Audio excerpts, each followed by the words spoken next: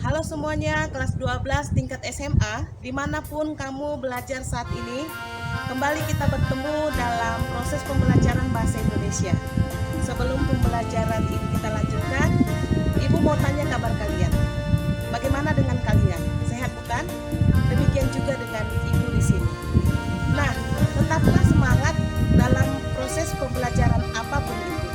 Karena tujuan pembelajaran hanya dapat dicapai apabila kita termotivasi untuk semangat.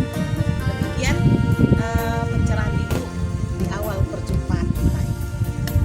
Dan selanjutnya materi yang akan kita pelajari adalah menganalisis kebahasaan teks cerita sejarah atau novel sejarah. Nah, ketika kita akan menganalisis kebahasaan teks cerita sejarah atau novel sejarah, maka kita harus benar-benar paham apa-apa saja kebahasaan dalam teks cerita sejarah atau novel sejarah.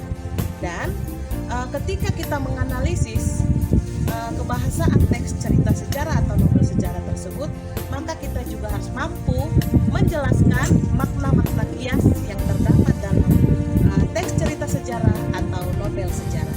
Itulah pembelajaran kita hari ini. Selanjutnya, dengarkanlah penjelasan dari Ibu. Pada proses menganalisis kebahasaan teks cerita atau novel sejarah, maka kita diharapkan mampu menganalisis kebahasaan teks cerita atau novel sejarah tersebut. Tentu saja dimulai dengan mengetahui 7 kebahasaan teks cerita novel sejarah atau apa-apa saja kebahasaan teks cerita atau novel sejarah tersebut. Selanjutnya, kita juga harus mampu menjelaskan makna kias yang terdapat dalam teks cerita novel sejarah itu. Lalu pengetahuannya adalah kita harus mengetahui apa sih pengertian makna kias itu dan apa-apa saja makna kias yang terdapat dalam sebuah teks cerita atau novel sejarah yang kita baca. Tentu saja dalam pikiranmu akan timbul pertanyaan, apa-apa saja kaidah kebahasaan cerita atau novel sejarah. Nah, dalam tayangan video Ibu sajikan untuk kamu ada 7 kaidah kebahasaan teks cerita sejarah atau novel sejarah tersebut. Yang pertama, menggunakan kalimat bermakna lampau. Yang kedua, menggunakan konjungsi temporal dan konjungsi kronologis. Yang ketiga, menggunakan kata kerja material. Yang keempat, menggunakan kalimat tak langsung. Yang kelima, menggunakan kata kerja mental. Yang keenam, menggunakan dialog. Dan yang ketujuh, menggunakan kata sifat. Dan simaklah penjelasan Ibu mengenai 7 kebahasaan yang terdapat pada teks cerita atau novel sejarah. Yang pertama tadi menggunakan bermakna lampau. Kalau dikatakan kalimat bermakna lampau, berarti kalimat itu sudah terlaksana, sudah terjadi. Biasanya ini kita tandai dengan kalimat yang memiliki imbuhan di atau ter, ya, atau imbuhan pemasifan. Karena kalau dia sudah menggunakan di atau imbuhan ter, itu berarti kalimat sudah terjadi. Contoh, lampu itu terpasang. Kalau dikatakan terpasang, berarti kondisinya sudah dalam keadaan dipasang. Kalau misalnya materi ajar itu dicatat atau ditulis oleh siswa, ditulis berarti sudah dalam kondisi tertulis. Itu contohnya bermakna lampau. Nah, itu juga bisa kita lihat dalam contoh teks cerita sejarah yang ada di dalam buku paket kamu dan Ibu tayangkan dalam video ini. Yang pertama, prajurit-prajurit yang diperintahkan membersihkan gedung bekas asrama telah menyelesaikan tugasnya. Berarti sudah bermakna lampau. Yang kedua, Gajah Mada terbukti berada di pihak yang benar. Tadi Bu katakan apabila kita menggunakan imbuhan ter, berarti kalimat itu sudah bermakna lampau. Yang kedua, menggunakan konjungsi temporal dan konjungsi kronologis. Temporal maksudnya adalah waktu, kronologis maksudnya adalah urutan peristiwa. Jadi menggunakan konjungsi temporal dan konjungsi kronologis artinya menggunakan kata penghubung yang menyatakan waktu dan kata penghubung yang menyatakan urutan-urutan peristiwa. Nah, kita perhatikan contoh di tayangan video. Setelah juara gulat itu pergi, sang adipati bangkit dan berjalan tenang-tenang memasuki kadipaten. Nah, setelah juara gulat itu kan menyatakan bahwa itu adalah konjungsi temporal, konjungsi yang menyatakan waktu, ya. Nah, kemudian yang kedua, sejak sekarang kamu sudah boleh membuat rancangan yang kamu lakukan. Penggunaan kata sejak, ya, itu juga menyatakan konjungsi temporal. Lalu bagaimanakah konjungsi kronologis? Nah, kronologis ini juga menyatakan urutan-urutan. Bisa juga kita buat contohnya dengan menggunakan kata lalu. Misalnya, setelah juara gulat itu pergi, lalu sang adipati bangkit dan berjalan tenang-tenang memasuki kadipaten. Misalnya kalau kita katakan begitu, berarti kita sudah menggunakan konjungsi kronologis. Namun kata setelah itu sendiri pun bisa kita katakan sebagai konjungsi kronologis karena itu akan menyatakan urutan-urutan waktu. Maka kalau dikatakan setelah juara gulat itu pergi, berarti sebelumnya ada kegiatan yang dilakukan. Itulah yang disebut dengan urutan kronologis. Dan urutan kronologis itu menunjukkan bahwa itu menyatakan waktu atau keterangan waktu, maka disebutlah konjungsi temporal dan konjungsi kronologis. Ini hanyalah contoh yang ibu buatkan. Nanti ada beberapa lagi konjungsi yang menyatakan temporal atau kronologis, misalnya ketika, sejak, menjelang, sebelum, dan yang sejenis dengan itu. Yang ketiga adalah menggunakan kata kerja material atau tindakan. Nah, kita katakan kalau disebut kata kerja material itu biasanya adalah kata kerja yang aktif, ya, yang aktif. Contoh, ayunan tangan Gajah Mada yang menggenggam keris ke dada prajurit tampan itu masih terbayang melekat di kelopak matanya. Jadi menggenggam itu adalah kata kerja tindakan atau material. Yang kedua, di depan Ratu Biksuni Gayatri yang berdiri, Sri Gitarja duduk bersimpu. Bersimpu itu adalah kata kerja tindakan atau kata kerja material. Kebahasaan yang keempat adalah menggunakan kata kerja material atau tindakan. Kata kerja material atau tindakan ini adalah kata kerja yang aktif, ya. Kita lihat. Nomor 1, ayunan tangan Gajah Mada yang menggenggam keris ke dada prajurit tampan itu masih terbayang melekat di kelopak matanya. Nah, menggenggam adalah kata kerja tindakan atau material. Yang kedua, di depan Ratu Biksuni Gayatri yang berdiri, Sri Gitarja duduk bersimpu. Bersimpu juga sebuah kata kerja material atau tindakan. Kebahasaan yang kelima adalah menggunakan kalimat tak langsung, ya, menggunakan kalimat tak langsung. Biasanya menggunakan kalimat tak langsung ini ditandai dengan konjungsi penetapan bahwa atau agar, tergantung pengubahan dari kalimat langsungnya. Nah, kita perhatikan contoh di layar yang ibu bagikan untuk kamu. Riung Samudra menyatakan bahwa ia masih bingung dengan semua penjelasan Kendit Gali tentang masalah itu. Nah, ini tentu saja kita kenali sebagai kalimat tak langsung karena sudah menggunakan konjungsi penetapan bahwa. Nah, kalau kita kasih contoh yang lain misalnya, kalau ibu secara langsung menginstruksikan kepada kamu misalnya membuka buku halaman 1, misalnya ibu bilang begini, silakan buka bukumu halaman 1. Maka tentu saja pernyataan ibu ini ketika kamu ungkapkan kembali terhadap orang lain, ya, maka kamu akan mengatakan begini, ibu mengatakan agar kita membuka buku halaman pertama atau halaman 1, misalnya seperti itu. Jadi tergantung bagaimana pengubahan dari kalimat langsung menjadi kalimat tidak langsung. Tapi yang lazim tanda-tandanya adalah menggunakan konjungsi penetapan bahwa dan juga konjungsi agar. Yang keenam adalah menggunakan dialog atau dalam hal ini nanti ditandai dengan penggunaan tanda petik. Kalau ini mudah kita kenal ya. Kita lihat contoh di layar.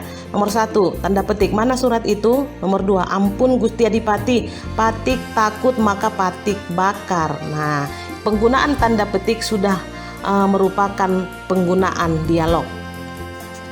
Yang ketujuh adalah menggunakan kata sifat.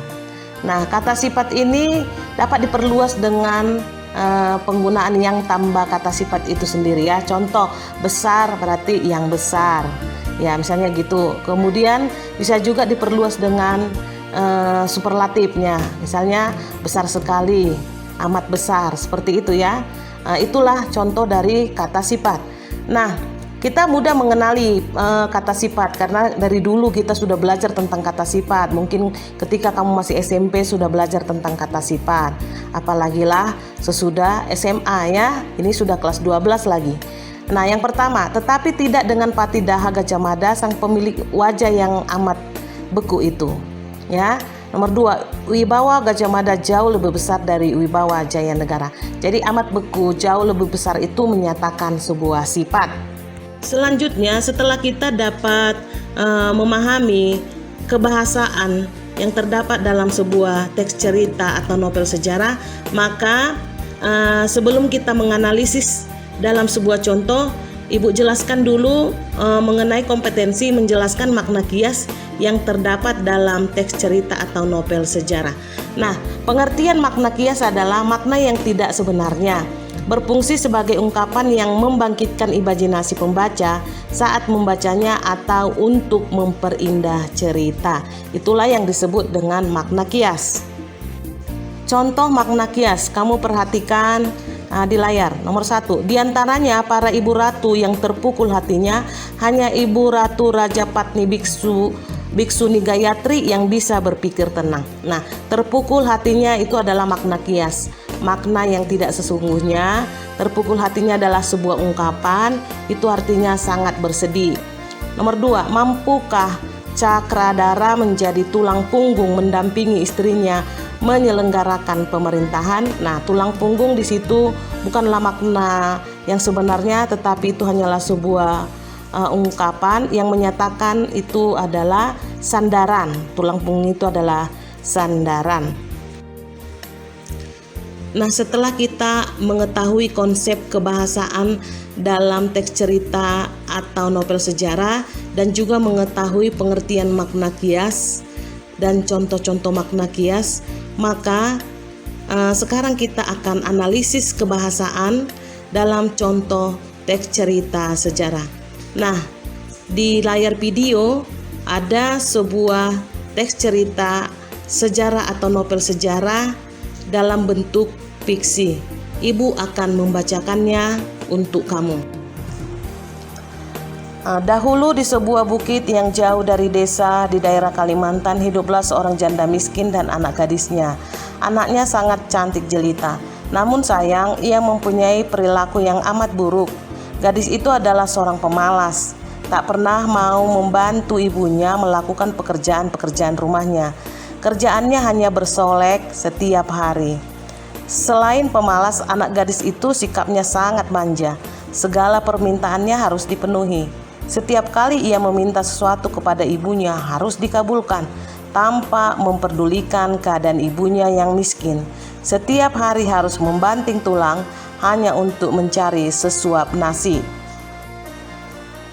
Pada suatu hari, anak gadis itu diajak ibunya turun ke desa untuk berbelanja. Letaknya amat jauh, sehingga mereka harus berjalan kaki yang cukup melelahkan. Anak gadis itu berjalan melenggang dengan memakai pakaian yang bagus dan bersolek agar orang-orang di jalan melihatnya nanti akan mengagumi kecantikannya. Sementara itu, ibunya berjalan di belakangnya sambil membawa keranjang dengan pakaian yang tak layak atau sangat dekil. Karena mereka hidup di tempat terpencil, tak seorang pun mengetahui bahwa kedua perempuan yang berjalan itu adalah ibu dan anak. Ketika mereka mulai memasuki desa, orang-orang desa memandangi mereka. Mereka begitu terpesona akan kecantikan anak gadis itu, terutama para pemuda desa yang tak puas-puasnya memandang wajah gadis itu. Namun ketika melihat orang yang berjalan di belakang gadis tersebut, sungguh kontras keadaannya. Hal itu membuat orang bertanya-tanya. Di antara orang yang melihatnya itu, seorang pemuda mendekati dan bertanya kepada gadis itu, "Hai gadis cantik, apakah yang berjalan di belakang itu ibumu?" Namun jawaban anak gadis itu, "Bukan," katanya dengan angkuh. "Ia adalah pembantuku." Kedua ibu dan anak itu kemudian meneruskan perjalanan. Tak seberapa jauh, mendekat lagi seorang pemuda dan bertanya lagi, "Hai manis, apakah yang berjalan di belakang itu ibumu?" Bukan," jawabnya. "Ia adalah budak." Begitulah sikap gadis itu setiap bertemu seseorang, selalu jawabannya begitu. Pada mulanya mendengar jawaban dari putrinya itu, jika ditanya orang, ia masih bisa menahan diri. Namun setelah berulang kali, akhirnya ibu itu berdoa, "Ya Tuhan, hamba tak kuat menahan hinaan ini. Anak kandung hamba begitu teganya memperlakukan diri hamba sedemikian rupa. Ya Tuhan, hukumlah anak durhaka ini, hukumlah dia." Atas kekuasaan Tuhan yang Maha Esa, perlahan-lahan tubuh gadis itu berubah menjadi batu. Perubahan itu dimulai dari kaki. Ketika perubahan itu telah mencapai setengah badan, anak gadis itu menangis memohon ampun kepada ibunya. "Oh ibu, ibu ampunilah saya, ampunilah kedurhakaan anakmu nih. Ibu, ampunilah anakmu." Anak gadis itu terus meratap dan menangis memohon kepada ibunya. Akan tetapi semuanya sudah terlambat. Seluruh tubuh gadis itu akhirnya berubah menjadi batu. Sekalipun telah menjadi batu, orang-orang dapat melihat bahwa kedua matanya menitikkan air mata seperti sedang menangis. Oleh karena itu, batu yang berasal dari gadis yang mendapat kutukan dari ibunya disebut batu menangis. Demikianlah cerita berbentuk legenda yang oleh masyarakat setempat dipercaya bahwa kisah itu benar-benar pernah terjadi. Barang siapa yang mendurhakai ibu kandung yang telah melahirkannya dan membesarkannya, pasti perbuatan laknatnya itu akan mendapat hukuman dari Tuhan yang Maha Kuasa. Nah, sekarang mari kita analisis kebahasaan dalam contoh teks cerita yang Ibu bacakan untuk kamu. Tadi dikatakan kalau kita menganalisis, kita harus mengetahui apa-apa saja kebahasaan dalam teks cerita sejarah, ada 7 ya. Nah, sekarang kita lihat di layar yang pertama. Dahulu di sebuah bukit yang jauh dari desa, katanya. Di situ ditandai tanda merah, kata dahulu. Itu berarti menyatakan waktu yang telah berlalu. Kemudian di situ ada ibu tandai dengan tanda merah, miskin, sangat cantik jelita, itu berarti kata sifat. Kemudian sangat manja, itu juga kata sifat. Kemudian membanting tulang, sesuap nasi, itu adalah makna kiasan. Dan banyak lagi kata-kata yang terdapat di sini yang bisa kita katakan sebagai identifikasi terhadap 7 kebahasaan dalam teks cerita sejarah. Di layar yang kedua kita bisa melihat tanda merah yang ada di sana. Diajak itu berarti menyatakan telah berlalu atau makna lampau. Melelahkan itu adalah kata kerja material, memakai kata kerja material. Kemudian mengagumi adalah kata kerja mental. Kemudian ketika itu adalah konjungsi temporal. Kemudian memasuki adalah kata kerja material. Kemudian terpesona itu adalah kata kerja lampau.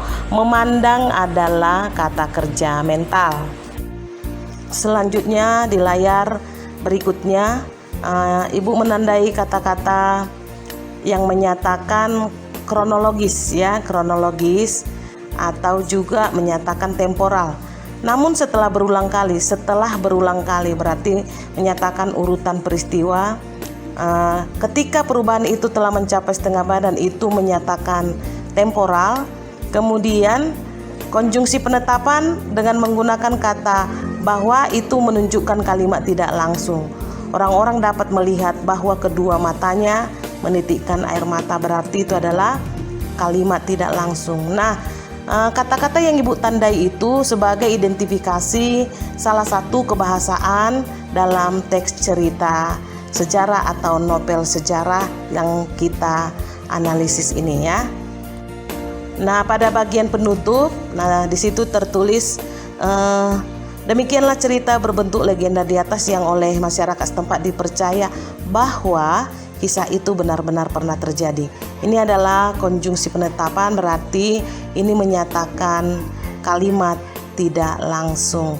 Nah, mudah bukan menganalisis kebahasaan dalam sebuah teks cerita sejarah.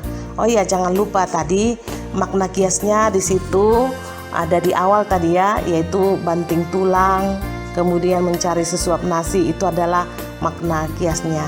Lalu lengkaplah hari ini kompetensi yang kita capai, yakni mampu menganalisis kebahasaan dalam teks cerita sejarah dan mampu menjelaskan makna kias dalam teks cerita sejarah.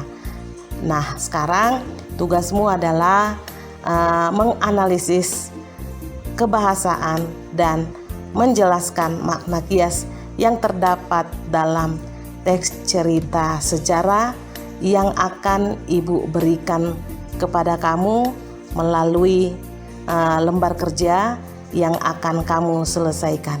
Terima kasih, sampai jumpa pada kompetensi yang berikutnya.